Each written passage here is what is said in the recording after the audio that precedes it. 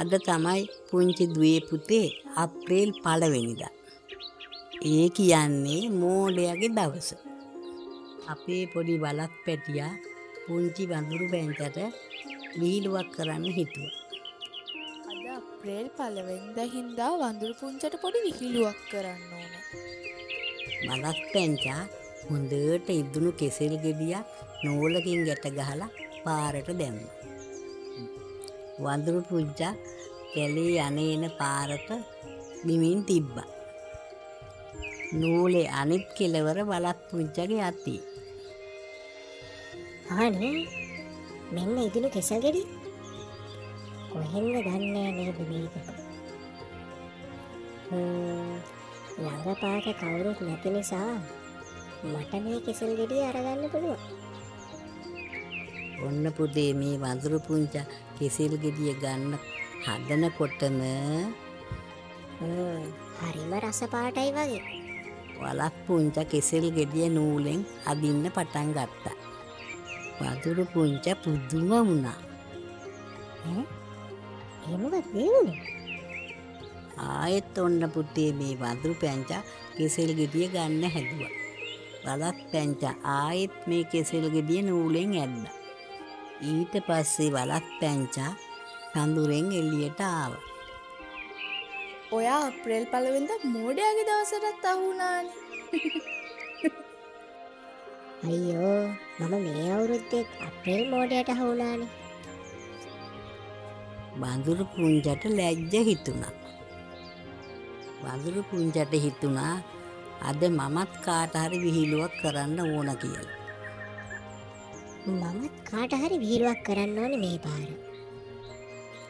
පුංචි වඳුරු පැංචා මුව පැටියට විහිළුවක් කරන්න කියලා හිතාගෙන කැලේ පැඳුරක හැංගිලා හිටියා.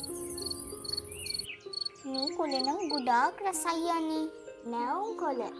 බඩ පිරෙන්න නම් අද නම් කනවා.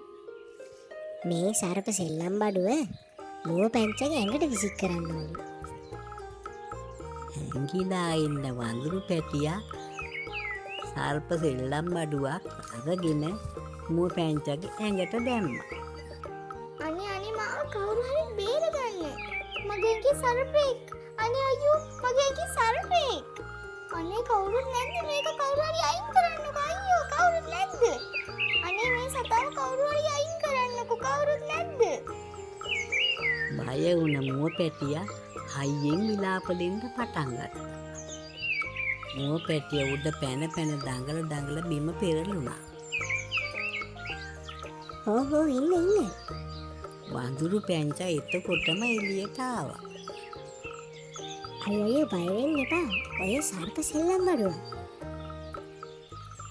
ඕක ඔය නිකන් රබර් සෙල්ලම් බඩුව. අනේ මං සෑහෙන්න බය වුණා වඳුරු පැංචෝ. පොඩ්ඩක් ඉන්නකෝ මම ඕක අයින් කරන්නම්. එහෙනම් ඔයත් අප්‍රේල් 1 වෙනිදා මෝඩයාගේ දවසට අහු වුණා නේද? මුව පැටියා කිව්වා. මට අමතක වුණානේ අද දවස. අප්‍රේල් 1 වෙනිදා මං අද මෝඩයා වුණා නේද?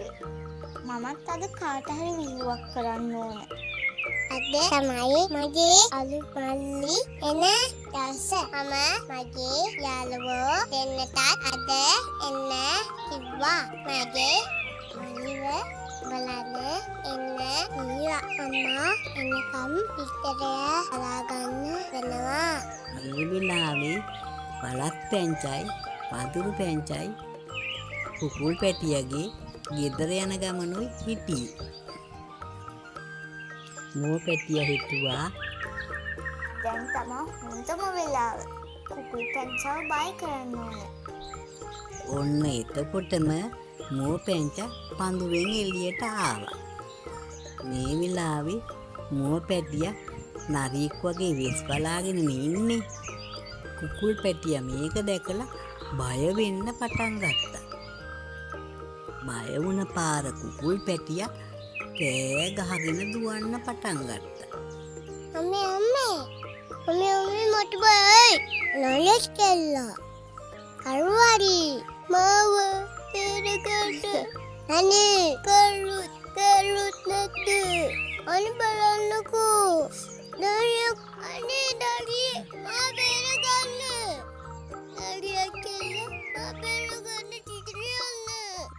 මේ වෙලාවේ මේම කෑ ගහගෙන දුවන කුකුල් පැටියගේ කකුලෙන්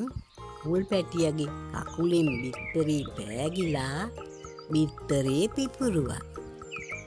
කුකුල් පැටියා හොඳටම ඇඬුවා.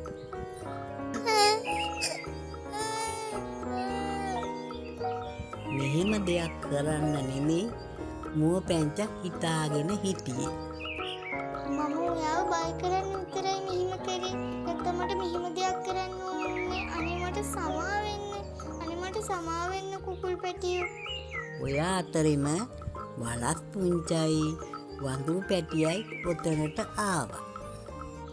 මේ සිදුවන අකරතැබ්බය ගැන මුව පැංචා මේ දෙන්නට පැහැදිලි කළා.